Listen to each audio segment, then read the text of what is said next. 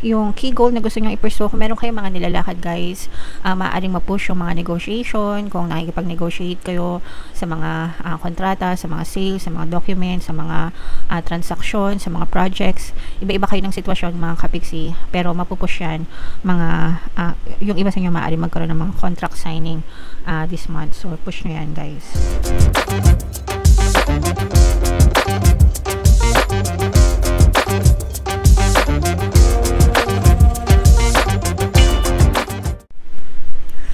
Hello guys, hello Leo, welcome back to Pinay Pixie Tarot. Ang pamagat ng episode natin for tonight is monthly check-in para ngayong November para sa Leo, Sun, Moon, Rising Sign, and Venus.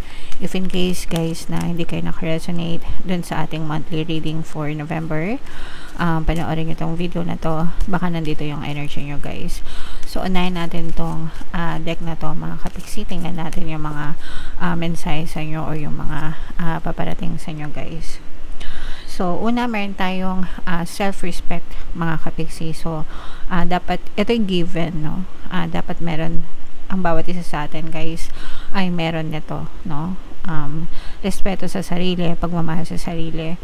Kapag nire-respeto natin yung sarili natin and minamahal natin yung sarili natin guys, people will also respect us and love us the way we respect and love ourselves as well. So wag nyo guys na hayaan na apakapakan kayo ng ibang tao or maliitin kayo ng ibang tao. Dapat alam nyo kung ano yung mga deserve nyo sa buhay mga kapingsi.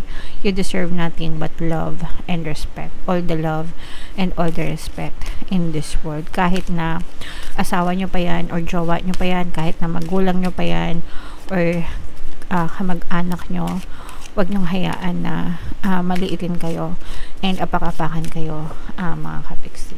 Okay?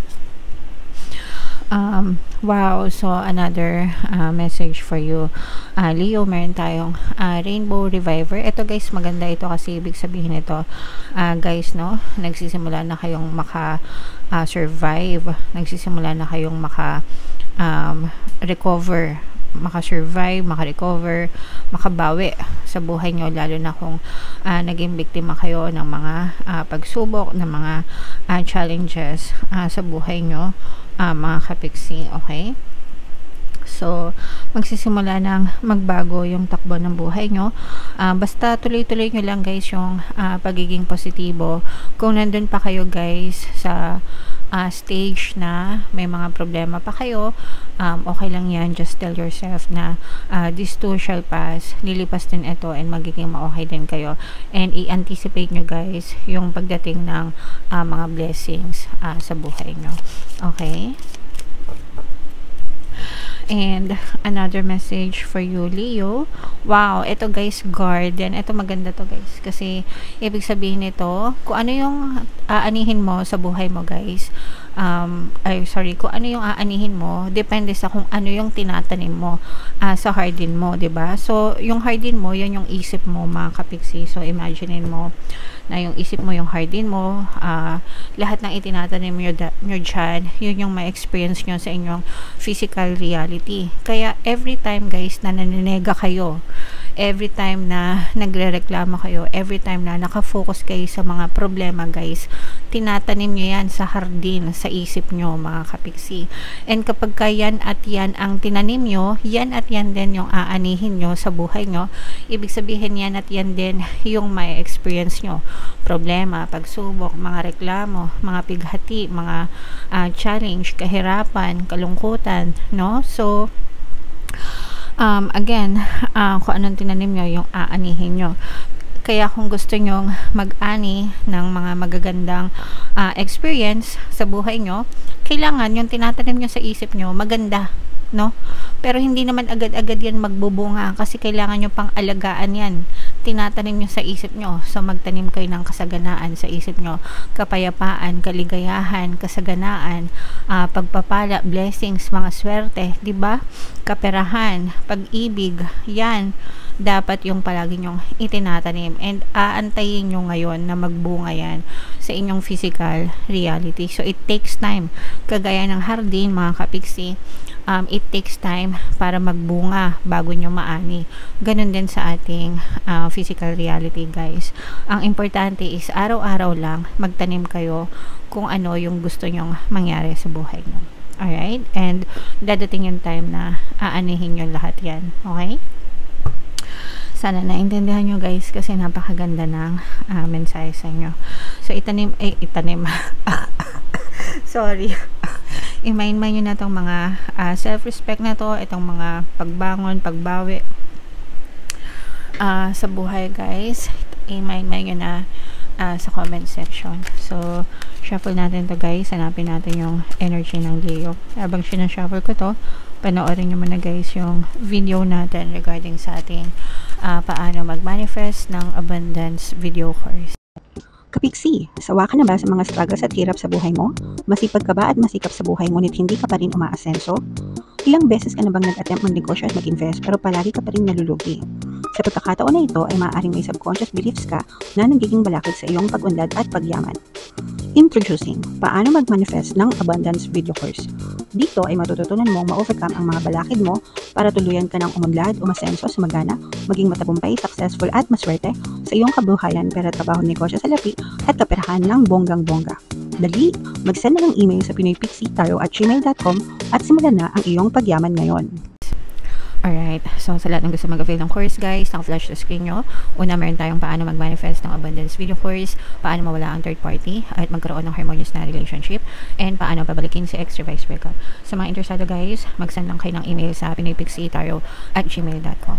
And sa mga naghahanap ng pampaswerte, mga kapixie, aventurin at saka si Trin, yung recommended ko, may makikita kayong mga link sa description box. Leo. So, kayo ay represent ng King of Wands. Kung ano na lang yung makaresonate, guys, take that message kasi hindi lahat ng mensahe ay nagre-resonate sa inyo. So, your current self, mga kapiksi, meron kayong kailangan pagdesisyonan or tinitimbang, no, ng mga desisyon, especially pagdating sa kaperahan. So, pag sinabing kaperahan, guys, pwedeng trabaho, negosyo, investment, mga kapiksi. So, pagdating sa ganyan, guys, pagdidesisyon, kailangan timbangan nyo mabuti yung mga pros and cons, yung mga benefits, tsaka yung mga disadvantages, no? At tsaka you also have to consider yung mga taong involved, hindi lang yung para sa sarili mo. Kasi, di ba, minsan may mga taong involved sa buhay natin, like yung pamilya natin, di ba? So, you also need to consider them. Pero, take your time, guys, no? Wag kayong magmadali, wag kayong magpadalos-dalos sa pagdidesisyon. Take your time kapag komportable ka na, tsaka ka magdesisyon, mga kapiksi.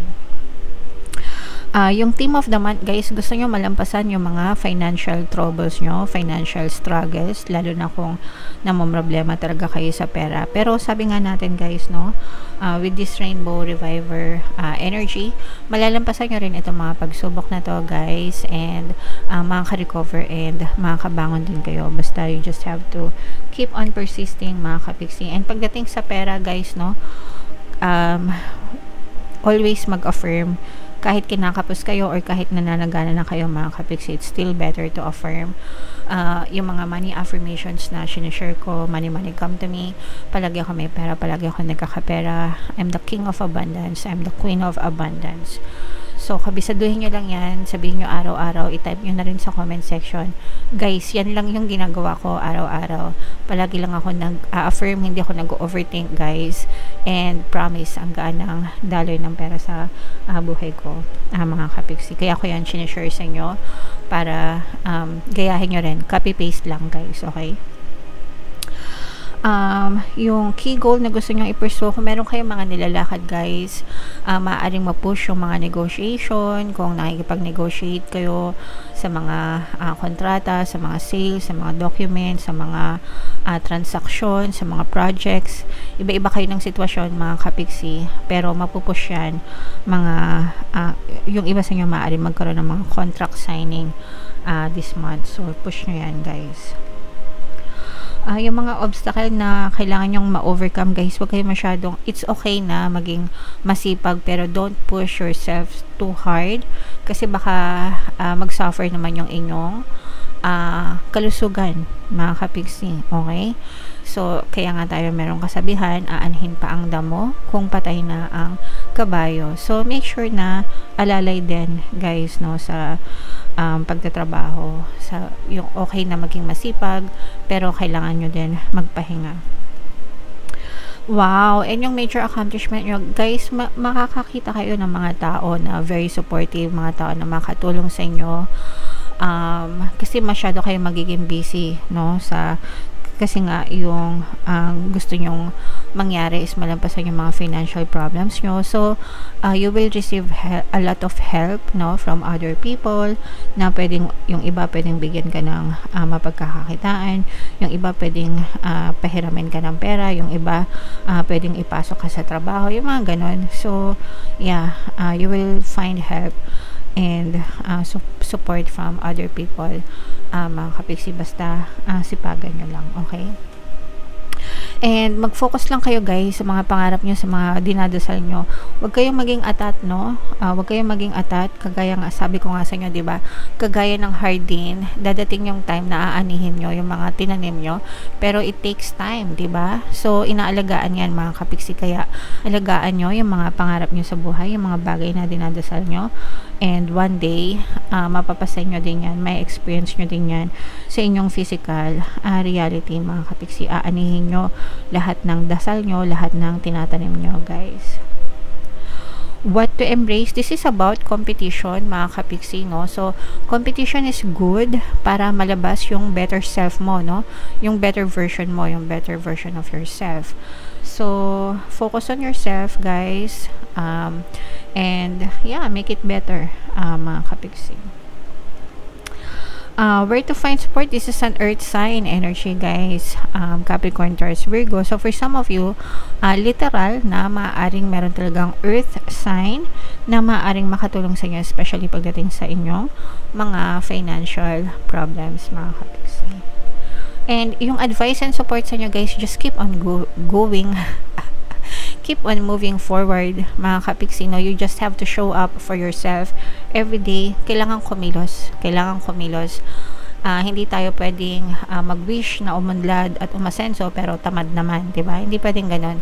Kailangan mag-wish tayo, magdadasal tayo, pero kailangan ng sipag at syaga mga kapiksi. So hindi minamadali ang mga bagay-bagay. Nakukuha yan sa pagiging consistent natin at pagpupursige sa buhay mga kapiksi. Alright? Okay, so i-main-main nyo na yan, mga solusyon sa mga problema, financial solution, ito mga pagbangon na to, yung mga tulong, no, from other people, yan, i-main-main nyo na yan guys sa comment section. Ito yung ating 2026 kapalaran guys, panoorin nyo na. Ito naman yung ating success stories ng paano mag-manifest ng abundance video course. Click here to subscribe guys. Thank you for liking, sharing, and subscribing.